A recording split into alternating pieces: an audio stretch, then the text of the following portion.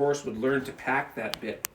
And it's a whole sort of intricate process that you go through where you'd start your horse at a hackamore and then you'd work them up to, in the old days, they'd start them in a hackamore. They didn't use a snaffle bit because the snaffle bit was more of an East Coast bit.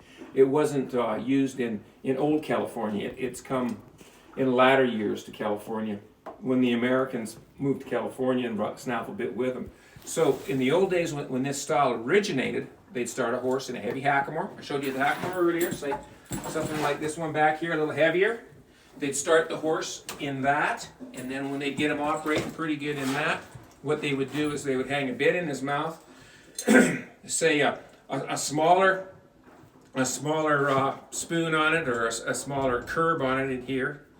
Port, I should say. The word I'm looking for is port. This one here would be called, say, a half-breed, to where they would start him in a hackamore, work up to a shank bit with a small hackamore underneath it. I've got one here. Oh, it's over here in my arm right here. Say an under bridle bosal, which is a smaller bosal that would go underneath that bit, and it would operate off, and they call that working your horse in the two-ring.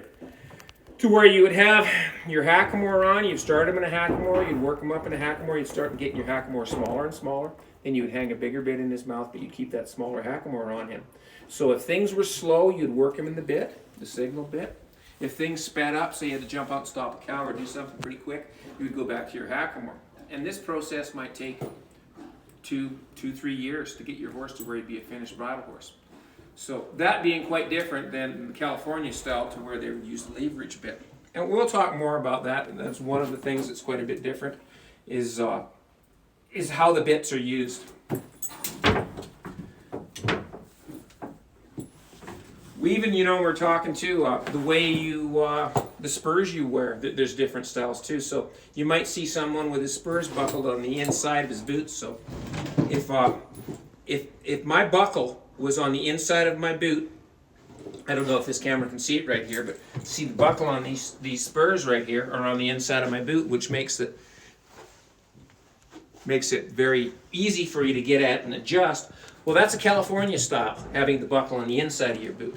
If the buckle's on the outside, that's more of a Texas style.